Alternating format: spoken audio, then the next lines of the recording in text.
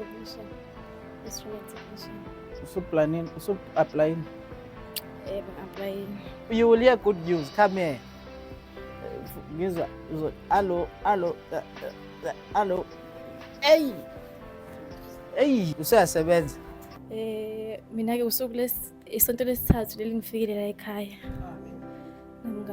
Ngahlangana nje nama-video ku-TikTok ngiyabuka ngathi ngiyafisa ukuthi ngizokhonza lo nkulunkulu okhonzwayo la ekhaya. Ngize ngokuzobonga angenzele kona ngokuthi ngoba ngangikhuleka nami ngithi ngiyawucela umsebenzi. Ngakhulekelwa nala last week abafuna umsebenzi bazalwane ngoba nje nami ngithole ngeindlela nje ezingaqondakali.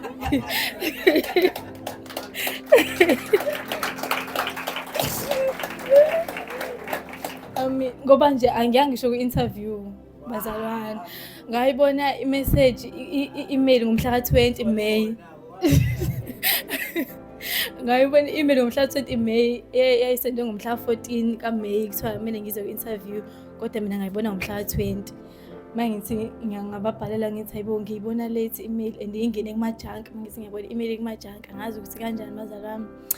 Ngakusasa hayi kona futhi ngomhla ka-20 ngavuka ekuseni kukhona nje ethi hayi ungadli avele ngangadla nje ngathandaza nje mangithi ngingena kuma-email gqi nayi email ngiyayibona abazalwane basho ukuthi ngakusasa kuthiwa ngifike ngizoyenza medical assessment. Hawu medical interview ngekho.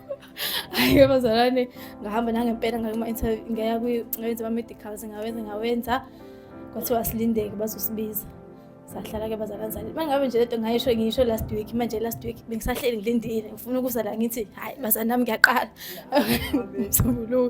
Hayi abazalwane basibiza ke sawenza i-induction nakho konke ke bazalwane ngiyambonga kakhulu uNkulunkulu kusasa nje ngiyaqala nje.